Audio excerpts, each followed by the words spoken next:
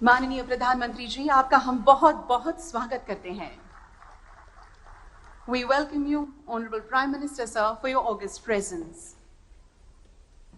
आज के इस विशिष्ट कार्यक्रम का आरंभ करने के लिए माननीय केंद्रीय मंत्री श्री नितिन गडकरी जी से नम्र निवेदन करना चाहूंगी कि वे स्वागत प्रवचन करें। Over to you, sir.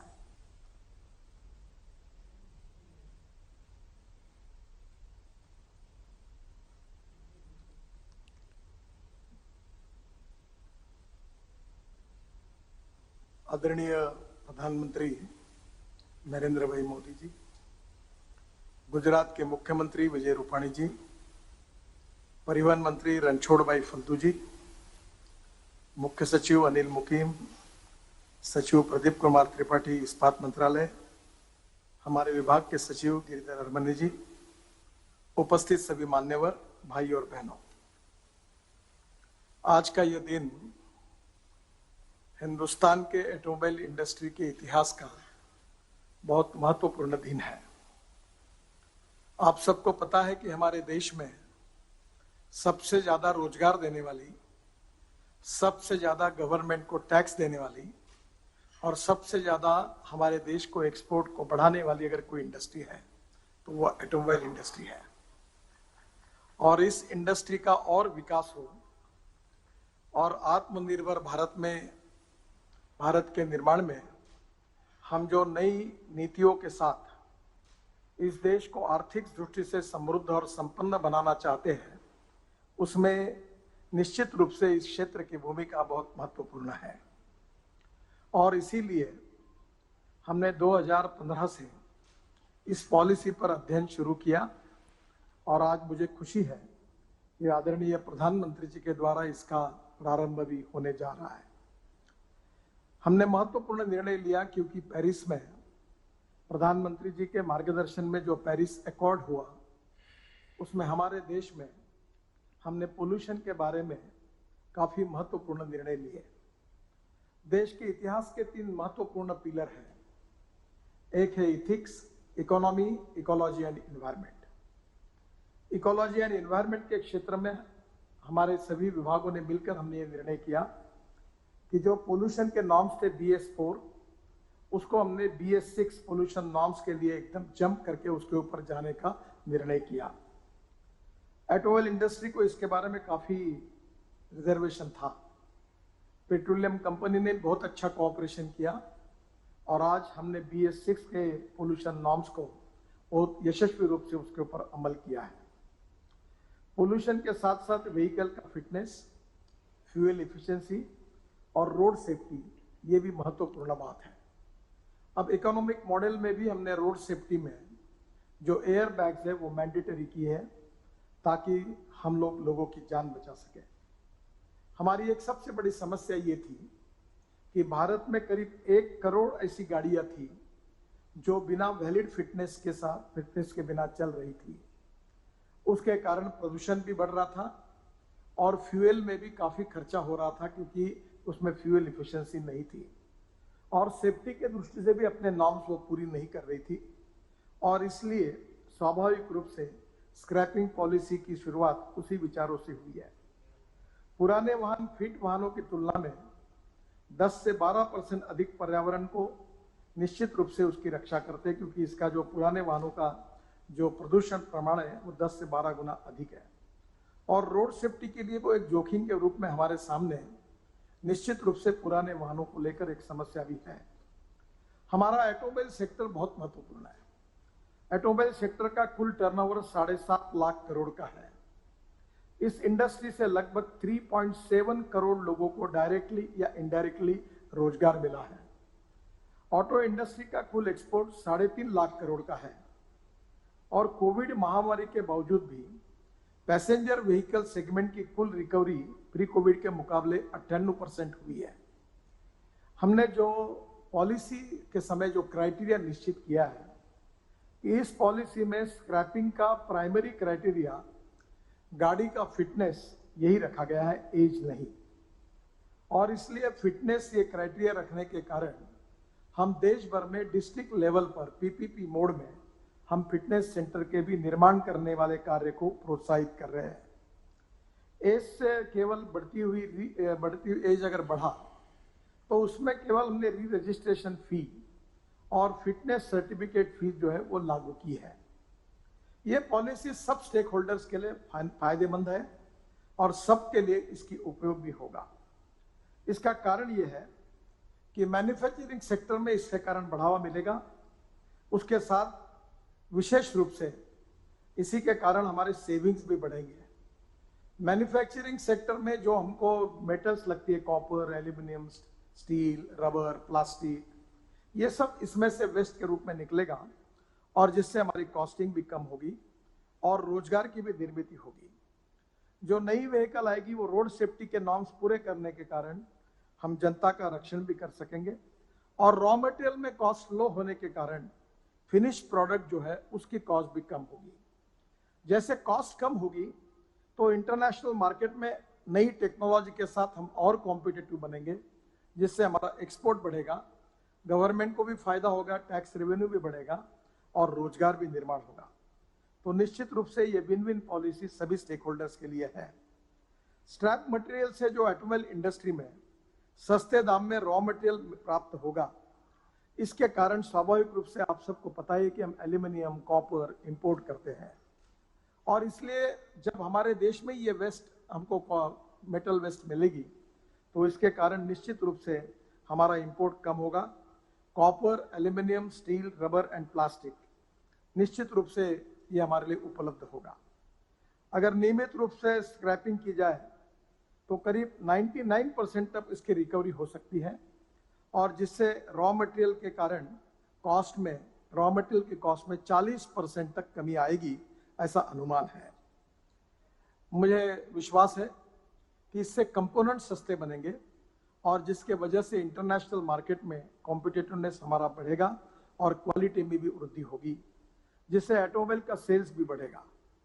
अनुमान है कि बढ़े हुए सेल्स की वजह से भारत सरकार को जीएसटी में लगभग 30 से 40 हजार करोड़ रुपए का फायदा होगा और स्टेट गवर्नमेंट को उनके जीएसटी में भी करीब 30 से 40 हजार करोड़ रुपए का फायदा होगा।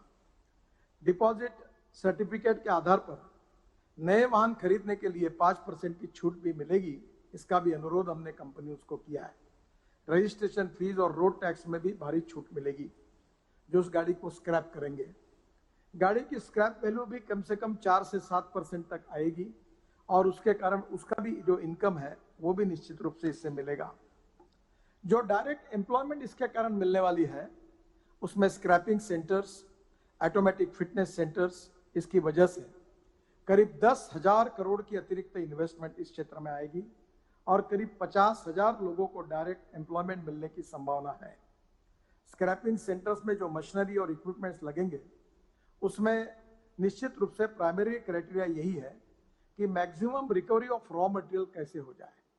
बाद में इसको शायद सेग्रीगेट भी करना पड़ेगा, उसकी भी हमने प्लानिंग की है, जिसमें प्लास्टिक, कॉपर, एल्यूमिनियम, इसको सेग्रीगेट करके हम हमारे एंसेलरी इंडस्ट्रीज को दे सकेंगे, जिसके कारण इसका बहुत बड़ा फायदा होगा।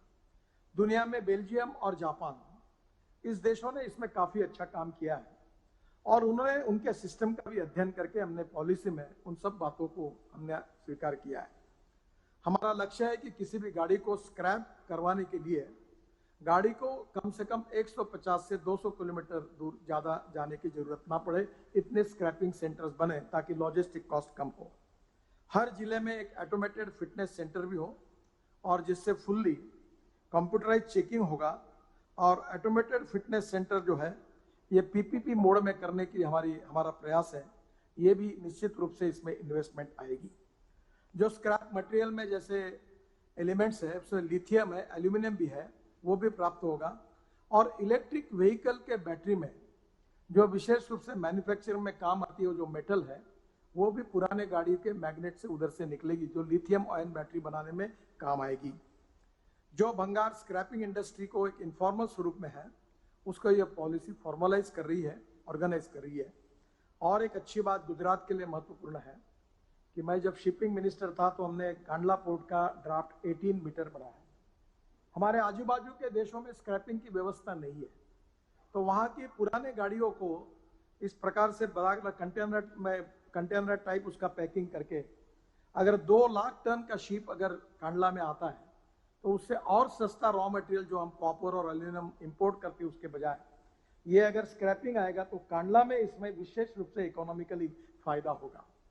मेरा आदरणीय मुख्यमंत्री से अनुरोध है कि कांडला में इस प्रकार का इंडस्ट्रियल क्लस्टर अगर होता है तो निश्चित रूप से 18 मीटर के ड्राफ्ट के कारण दुनिया भर की जो स्क्रैप मटेरियल है, गाड़ियां है, वो अगर आएगी तो इसका एक बहुत बड़ा इंडस्ट्रियल क्लस्टर वहां हो सकता है। मैं एमएसएमई मंत्री था तो थोड़ा इसमें प्रयास किया, आप जरूर इसमें आगे अध्ययन करिए और आपको उचित लगेगा तो इसका निश्चित रूप से फायदा होगा। आदरणीय प्रधानमंत्री जी ने हमें विशेष अनुरोध किया था कि विशेष रूप से अलंग में एक इंटीग्रेटेड स्क्रैपिंग हब बनाने का लक्ष्य है। आप सबको पता है कि हमारे जो शिप्स है जो पुराने हो जाते हैं उसका स्क्रैपिंग करने के लिए पूरे बहुत दिनों से, अनेक सालों से वहां आते हैं और ये भी बहुत बड़ा बिजनेस है, रोजगार देने वाला है, देश की वेल्थ को समृद्ध करने वाला है। तो निश्चित रूप से अलंग में भी हमने इंटीग्रेटेड स्क्रैपिंग हब बनाने के लिए हमारे तरफ से राज्य सरकार के सहयोग से हम निश्चित रूप से इनिशिएटिव लेंगे। भारत में पूरे साउथ ईस्ट एशिया को स्क्रैपिंग हब भारत को बनाने का हमारा सपना है। बांग्लादेश, भूटान, म्यांमार, मालदीव, नेपाल, श्रीलंका जैसे देशों की स्क्रैप गाड़ियां ये जो 18 मीटर का ड्राफ्ट है कांडला पोर्ट में उसका उपयोग करके यहाँ लाकर ये निश्चित रूप से हमारे यहाँ इंडस्ट्रियल क्लस्टर बनकर नए रोजगार का भी निर्माण होगा। और यही इंडस्ट्री है कि जो देश में सबसे ज्यादा रोजगार देती है, सबसे ज्यादा एक्सपोर्ट करती है। अभी टू व्हीलर इंडस्ट्री में हमारा 50% प्रोडक्शन एक्सपोर्ट हो रहा है। तो स्वाभाविक रूप से हम ethanol, methanol, biodiesel, bio CNG, electric, अब ग्रीन हाइड्रोजन, विशेष रूप से प्रधानमंत्री जी ने ग्रीन हाइड्रोजन का भी मिशन जाहिर किया है।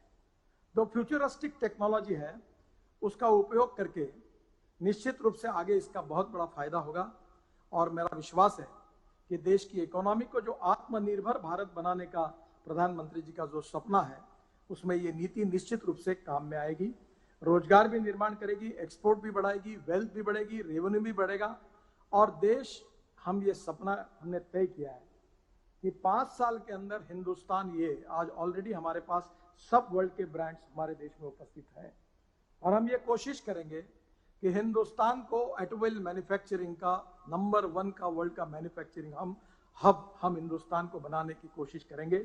और मेरा विश्वास है कि आदरणीय प्रधानमंत्री जी के मार्गदर्शन में और हमारे मिनिस्ट्री की ओर से निश्चित रूप से 5 साल में यह हमारा सपना पूरा होगा। वन की विकास में हमारी इकोनॉमी में एक बहुत बड़ा मील का पत्थर साबित होगी। आज इस ऐतिहासिक कार्य का शुभारंभ आदरणीय प्रधानमंत्री जी के द्वारा हो रहा है। मैं हृदय से उनको बहुत बहुत धन्यवाद देता हूं और आप सबको भी धन्यवाद देते हुए अपनी बात को समाप्त करता हूं। नमस्कार।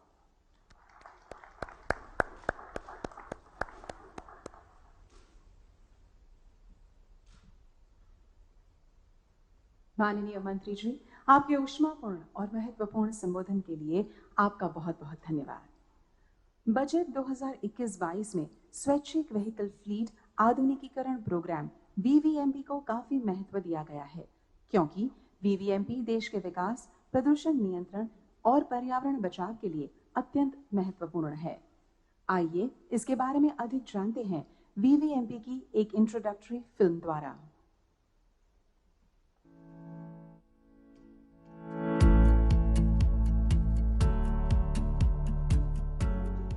Older vehicles pose a risk to road safety, have higher consumption of fuel and pollute the environment. In line with the Sustainable Economic Development Vision of Honorable Prime Minister Shri Narendra Modi, Government of India announced the Voluntary Vehicle Fleet Modernization Program, VVMP, also known as Vehicle Scrapping Policy. Vehicle Scrapping Policy presents a win-win situation for all stakeholders, be it vehicle owners, pedestrians, industries or the government. Scrapping of vehicles will make our roads safer for passengers and pedestrians. Newer vehicles have better fuel efficiency, lower maintenance costs and lower or no burden of fitness testing cost and green taxes, thereby lowering cost of ownership for the vehicle owners. On depositing the vehicle for scrapping, the vehicle owners will get a certificate of deposit which will be tradable. It can be used to avail multiple benefits such as registration fee waiver, road tax concession and auto OEM discounts on purchase of new vehicles. For successful implementation of the policy, an investment of rupees 10,000 crores is required to set up 450 to 500 automated testing stations (ATS) and 60 to 70 registered vehicle scrapping facilities (RVSF) across the country. These present very attractive opportunities for investors. A single window clearance portal is being developed where the registration applications for ATSs and RVSFs will be catered through a single portal within 60 days. The policy will formalize the currently informal scrapping sector and promote safe and environment-friendly scrapping of vehicles. This will also lead to an increase in availability of low-cost raw materials for automotive, steel and electronics industry. These benefits, along with increased automobile sales, are expected to create 35,000 new job opportunities. The vehicle scrapping policy targets voluntary scrapping for more than 1 crore vehicles, which are either unfit or have not applied for re-registration. A vehicle will be declared as end of life or unfit if it fails the automated fitness test, the allowed retest and re-inspection test ordered by appellate authority. Mandatory automated fitness testing for heavy commercial vehicles (HCV) is to be effective from 1st April 2023. For all other classes of commercial vehicles as well as private vehicles, fitness testing through ATS is proposed to be mandated in phases from 1st June 2024, once adequate number of automated testing stations are set up. VVMP is a transformative step to introduce a regime of fitter automobiles on Indian roads. As policymakers, investors, vehicle owners and auto and steel manufacturers, it is time to make a contribution for successful implementation of the policy.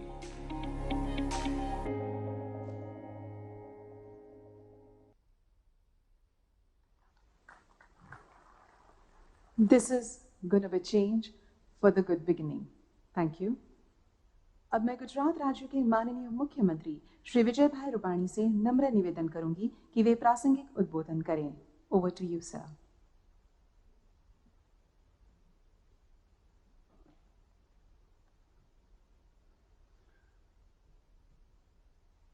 समग्र विश्व के और भारत के लोकप्रिय नेता हमारे प्रधानमंत्री आदरणीय नरेंद्र भाई मोदी जी, भारत सरकार के हमारे सीनियर मिनिस्टर मंत्री आदरणीय श्री नितिन गडकरी जी,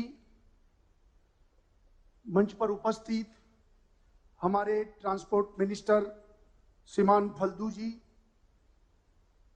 चीफ सेक्रेटरी श्री मुकिम जी, सचिव भारत सरकार श्री त्रिपाठी जी, श्री अरमने जी, उपस्थित भाई और बहनों, हाल के चल रहे इस चुनौतीपूर्ण समय में आप सभी को संबोधित करते हुए मैं बहुत ही सम्मानित महसूस कर रहा हूं।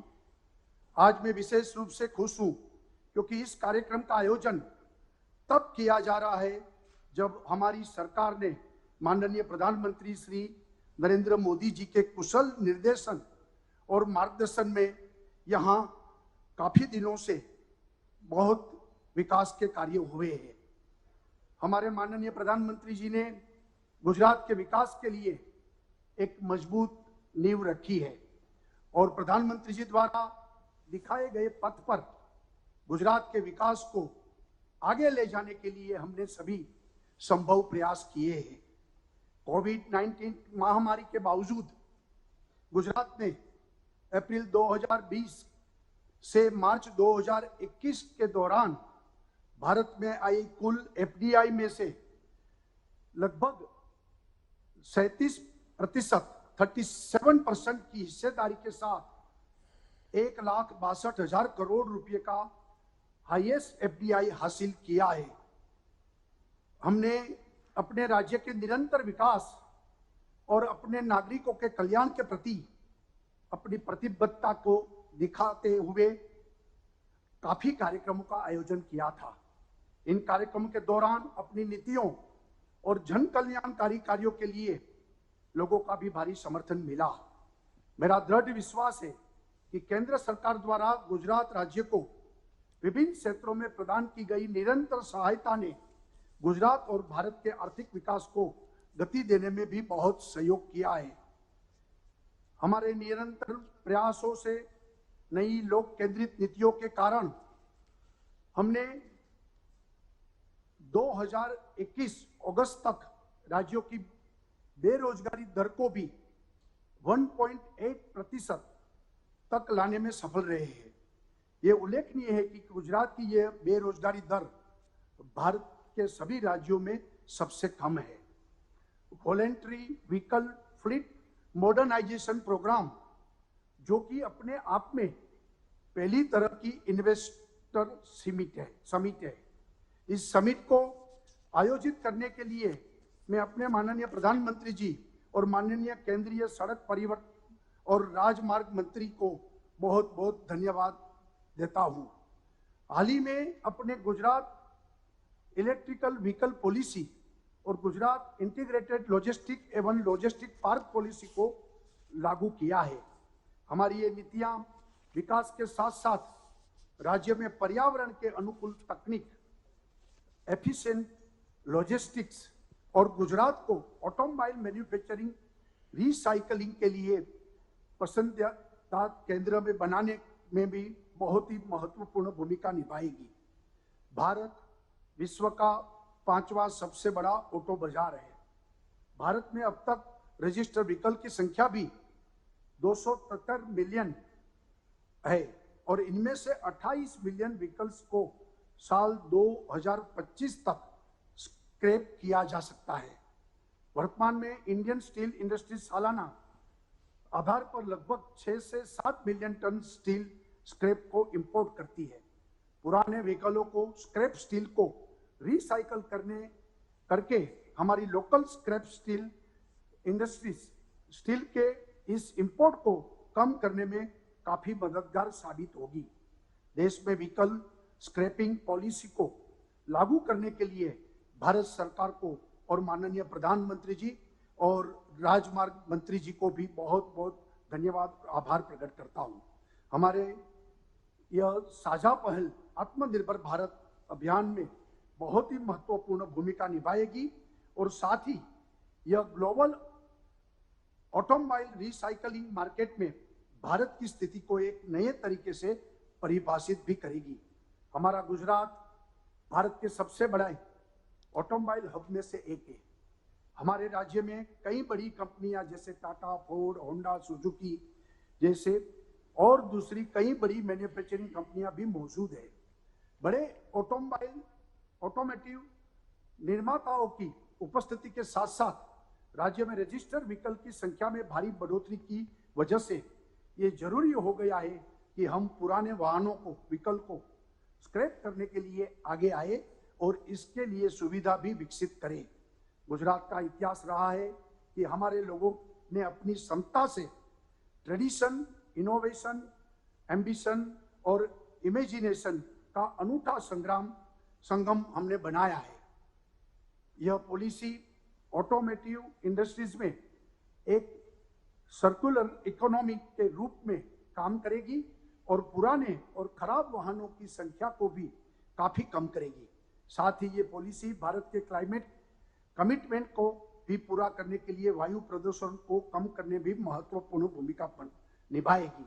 मेरा मानना है कि पॉलिसी देश में नए व्यवसाय मॉडल्स प्रदान करेगी जो मटेरियल्स के रीयूज, रिसाइकलिंग को प्रोत्साहित करेगी। इसलिए गुजरात अपने इस मौजूदा इकोसिस्टम का लाभ उठाना चाहेगा और रजिस्टर्ड व्हीकल स्क्रैपिंग फैसिलिटी और ऑटोमेटेड फिटनेस सेंटर्स को विकसित करने और उन्हें स्थापित करने के लिए इन्वेस्टर्स को भी आकर्षित करेगा। मुझे विश्वास है कि आज का ये कार्यक्रम गुजरात के लिए व्हीकल स्क्रैपिंग पॉलिसी के कार्यान्वयन में भारत का अग्रणी राज्य बनने का यह महत्वपूर्ण मंच साबित होगा। मुझे आपको ये बताते हुए खुशी है कि गुजरात सरकार राज्य द्वारा में व्हीकल ट्रैकिंग सुविधा के विकास के लिए पहले कदम के रूप में 6 MOU पर हस्ताक्षर करने के लिए हम जा रहे हैं। मैंने अपने परिवहन विभाग को निर्देश दिया है कि वे इस पॉलिसी का अधिक से अधिक लाभ उठाए और इस पॉलिसी को जल्दी से जल्दी और प्रभावी तरीके से कार्यान्वित करें। बहुत बहुत धन्यवाद। जय हिंद, जय जय Garvi Gujarat.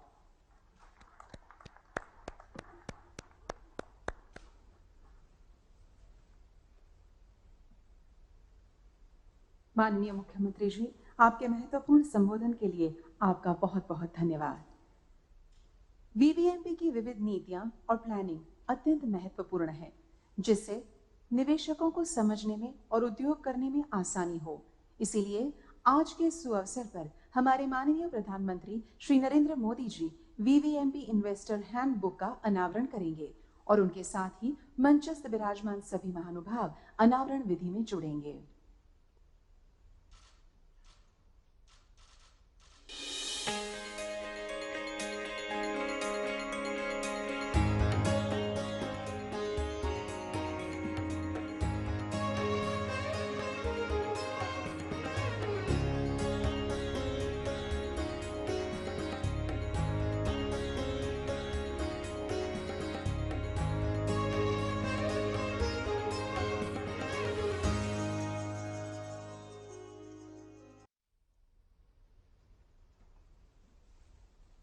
Thank you, Honorable Prime Minister, sir, and all the esteemed dignitaries for doing the honors.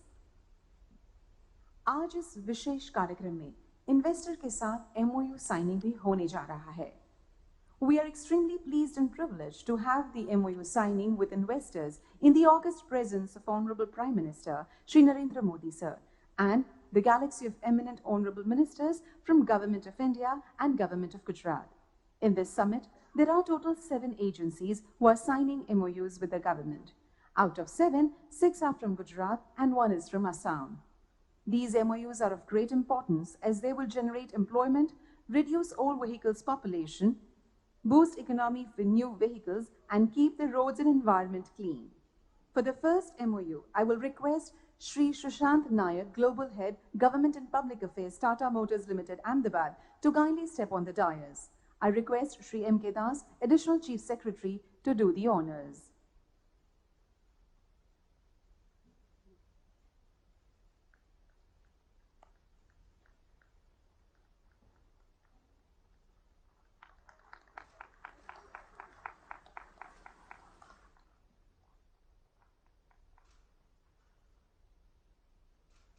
Thank you.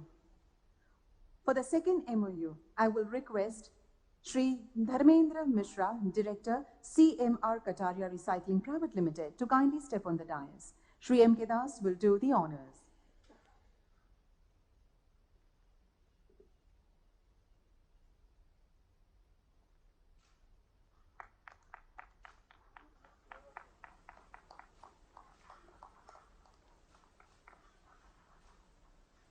Good luck and thank you.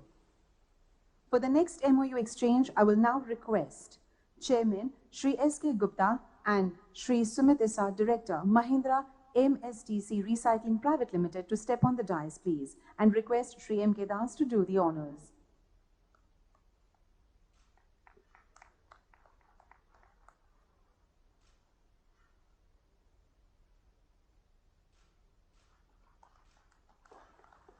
Good luck and thank you. Now I humbly request Shri Mehul Patel, Director, Modest Infrastructure, to kindly step on the dais for the next MOU. I humbly request Shri M.K. Das, sir, to do the honors.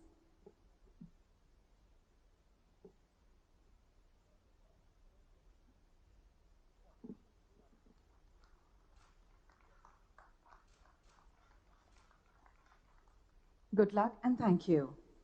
Now I request Shri Dharmendra Patel, General Manager, Mascot Engitech Private Limited, to kindly step on the dais for the next MOU. I humbly request Shri M.K. Das to do the honors.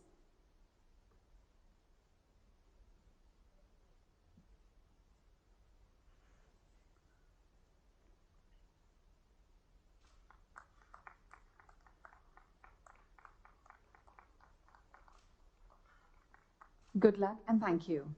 Now I request Shri Tejas Shah, Mono Steel India Limited, to kindly step on the dais for the next MOU. I humbly request Shri M. K. Das to do the honors.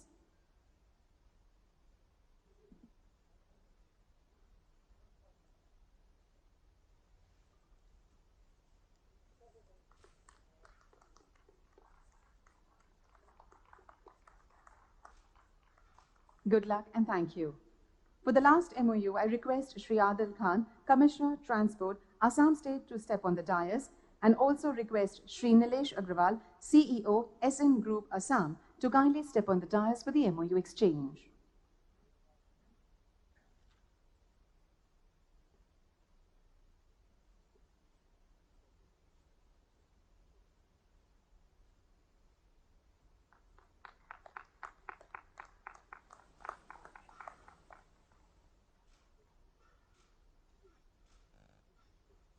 Good luck and thank you.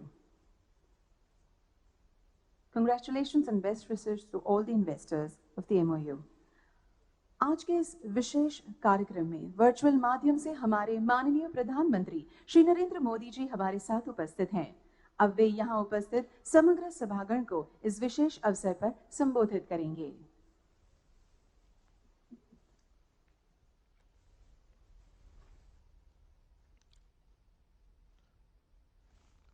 नमस्कार। केंद्रीय मंत्रिमंडल में मेरे सहयोगी श्री नितिन गडकरी जी, गुजरात के मुख्यमंत्री Shri Vijay ji, auto industry से जुड़े सभी स्टेक होल्डर्स, सभी ओईएम एसोसिएशन, मेटल और स्क्रैपिंग इंडस्ट्री के सभी मेंबर्स, देवियों और सज्जनों,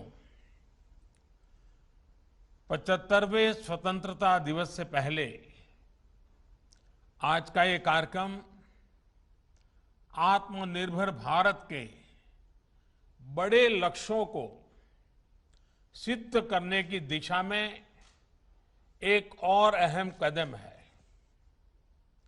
आज देश national automobile scrappage policy launch कर रहा है।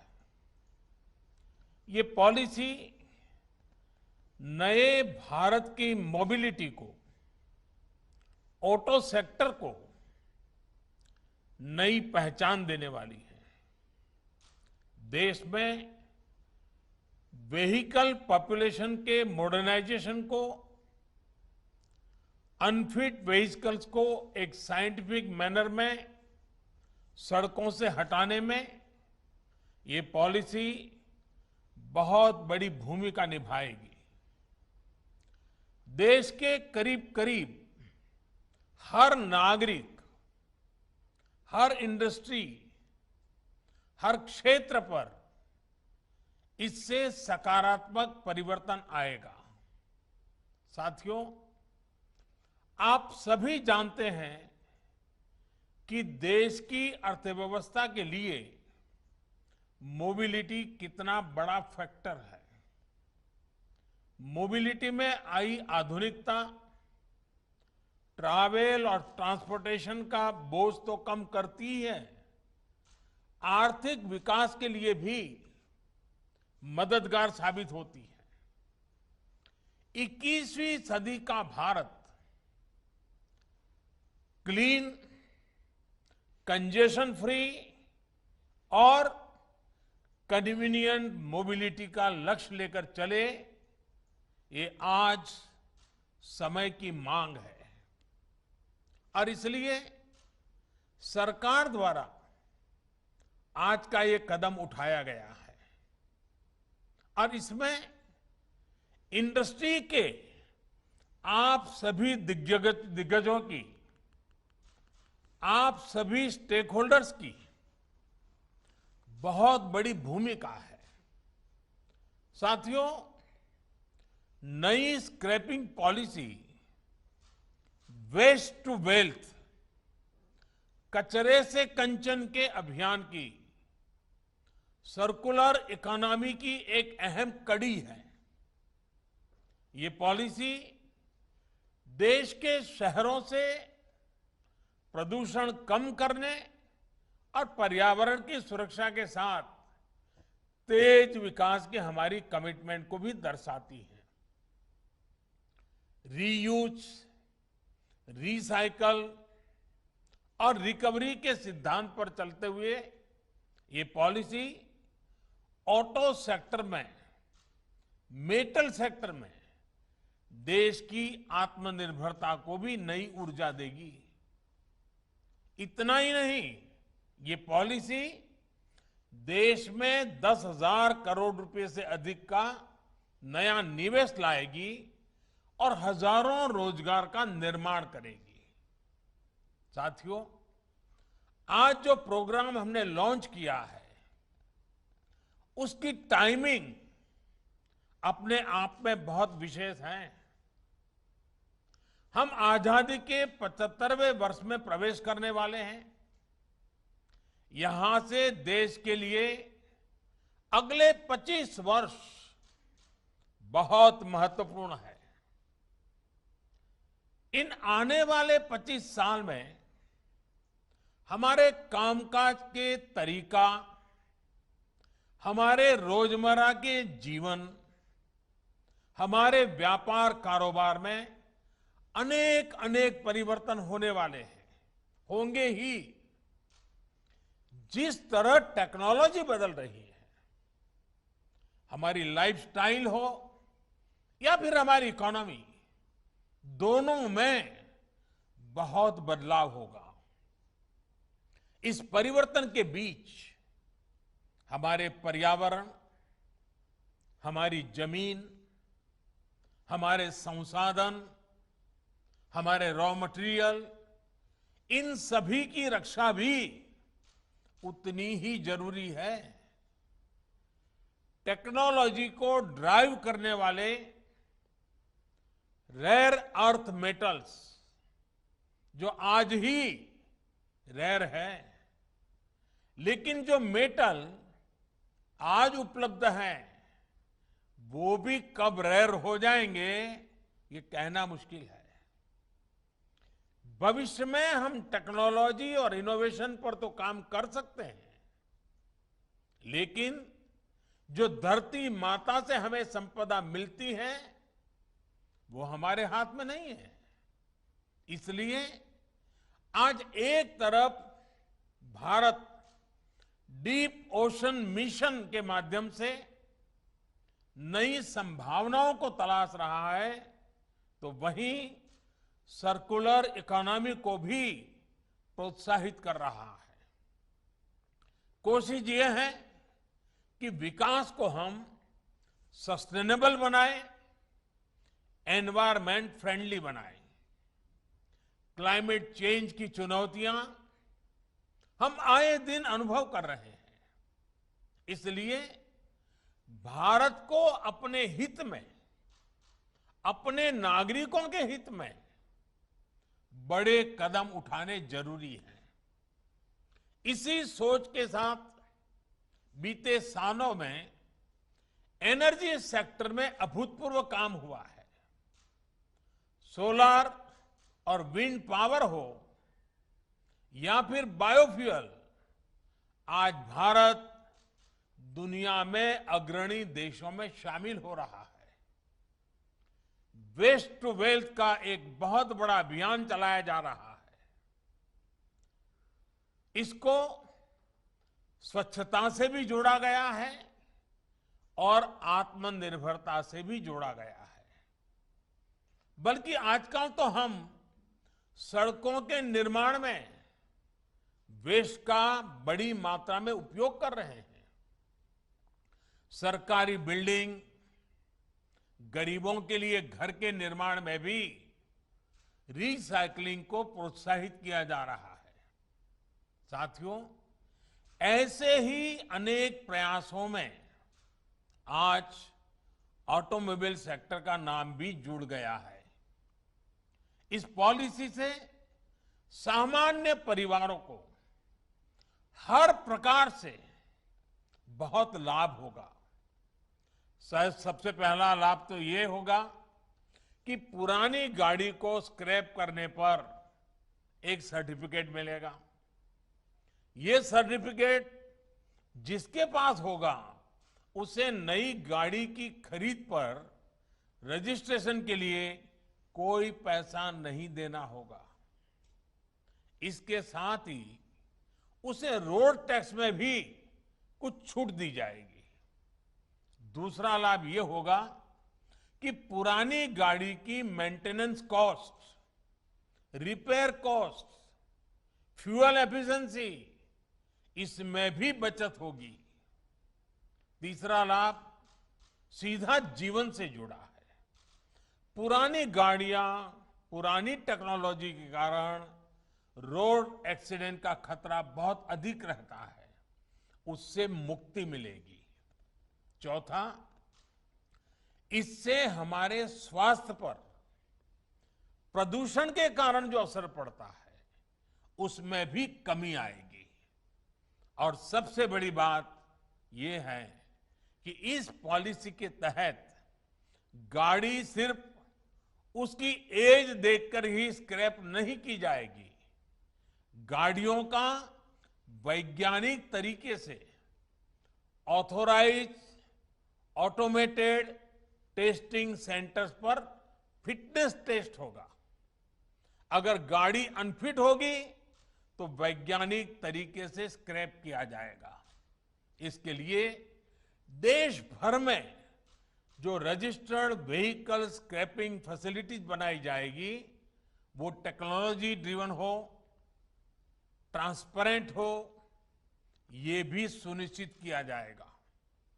साथियों, फॉर्मल स्क्रैपिंग पर क्या लाभ होता है, गुजरात ने तो उसे साक्षात अनुभव किया है और अभी नितिन जी ने भी इसका वर्णन किया। गुजरात के अलंग को शिप रिसाइकलिंग हब के रूप में जाना जाता है। अलंग दुनिया की शिप रिसाइकलिंग इंडस्ट्री में अपनी हिस्सेदारी तेजी से बढ़ा रहा है। शिप रिसाइकलिंग के इस इंफ्रास्ट्रक्चर ने यहां रोजगार के हजारों नए अवसर तैयार किए हैं। इस पूरे क्षेत्र में इंफ्रास्ट्रक्चर भी है और कुशल स्किल्ड मैनपावर भी है। ऐसे में जहाजों के बाद गाड़ियों की स्क्रैपिंग का भी ये बहुत बड़ा हब बन सकता है।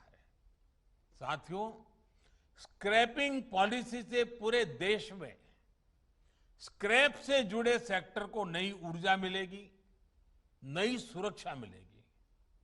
विशेष रूप से स्क्रैपिंग से जुड़े जो हमारे कामगार हैं, जो छोटे कारोबारी हैं, उनके जीवन में बहुत बड़ा बदलाव आएगा। इससे कामगारों को सुरक्षित माहौल मिलेगा, संगठित क्षेत्र के दूसरे कर्मचारियों जैसे लाभ भी उनको मिल पाएंगे। इतना ही नहीं, स्क्रैप का काम करने वाले छोटे कारोबारी ऑथोराइज स्क्रैपिंग सेंटर्स के लिए कलेक्शन एजेंट्स का काम भी कर सकते हैं। साथियों, इस प्रोग्राम से ऑटो और मेटल इंडस्ट्री को बहुत बड़ा बूस्ट मिलेगा। बीते साल ही हमें लगभग 23,000 करोड़ रुपए का 23,000 करोड़ रुपए का स्क्रैप स्टील इंपोर्ट करना पड़ा है, क्योंकि भारत में जो अभी तक स्क्रैपिंग होती है वो प्रोडक्टिव नहीं है। एनर्जी रिकवरी ना के बराबर है। हाई स्ट्रेंथ स्टील एलॉयज की पूरी वैल्यू नहीं निकल पाती और जो कीमती मेटल है उनकी रिकवरी भी नहीं हो पाती। अब जब एक साइंटिफिक टेक्नोलॉजी आधारित स्क्रैपिंग होगी तो हम रेयर अर्थ मेटल्स को भी रिकवर कर पाएंगे। साथियों, आत्मनिर्भर भारत को गति देने के लिए भारत में इंडस्ट्री को सस्टेनेबल और प्रोडक्टिव बनाने के लिए निरंतर कदम उठाए जा रहे हैं। हमारी ये पूरी कोशिश है कि ऑटो मैन्युफैक्चरिंग से जुड़ी वैल्यू चेन के लिए जितना संभव हो उतना कम हमें इंपोर्ट पर निर्भर रहना पड़े। लेकिन इसमें इंडस्ट्री को भी थोड़े एक्स्ट्रा एफर्ट्स की जरूरत है। आने वाले 25 साल के लिए आपके पास भी आत्मनिर्भर भारत का एक स्पष्ट रोड मैप होना चाहिए। देश अब क्लीन, कंजेशन फ्री और कन्वीनियंट मोबिलिटी की तरफ बढ़ रहा है। इसलिए पुरानी अप्रोच और पुरानी प्रैक्टिसेस को बदलना ही होगा। आज भारत सेफ्टी और क्वालिटी के हिसाब से ग्लोबल स्टैंडर्ड्स अपने नागरिकों को देने के लिए प्रतिबद्ध है। BS4 से BS6 की तरफ सीधे ट्रांजिशन के पीछे यही सोच है। साथियों, देश में ग्रीन और क्लीन मोबिलिटी के लिए सरकार रिसर्च से लेकर इंफ्रास्ट्रक्चर तक हर स्तर पर व्यापक काम कर रही है। इथेनॉल हो, हाइड्रोजन फ्यूल हो या फिर इलेक्ट्रिक मोबिलिटी, सरकार की इन प्राथमिकताओं के साथ इंडस्ट्री की सक्रिय भागीदारी बहुत जरूरी है। R&D से लेकर इंफ्रास्ट्रक्चर तक इंडस्ट्री को अपनी हिस्सेदारी बढ़ानी होगी। इसके लिए जो भी मदद आपको चाहिए वो सरकार देने के लिए तैयार है। यहां से हमें अपनी पार्टनरशिप को नए लेवल पर ले जाना है। मुझे विश्वास है कि ये नया प्रोग्राम देशवासियों में भी और ऑटो सेक्टर में भी एक नई ऊर्जा भरेगा, नई गति लाएगा और नए विश्वास का संचार भी करेगा।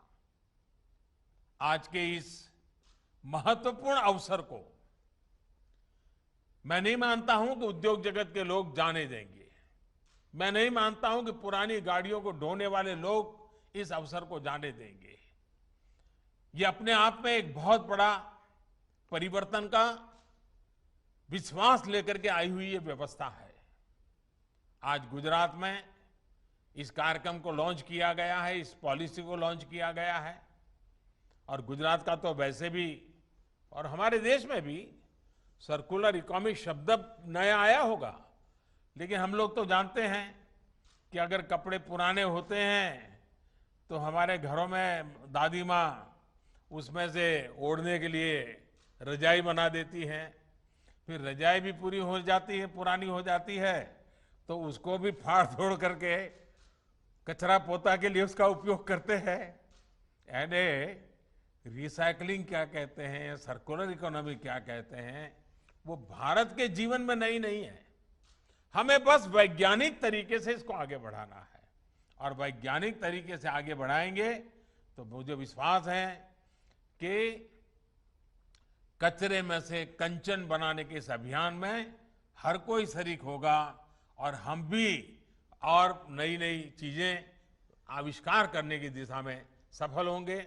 मैं फिर एक बार आप सबको बहुत बहुत शुभकामनाएं देता हूं। बहुत बहुत धन्यवाद।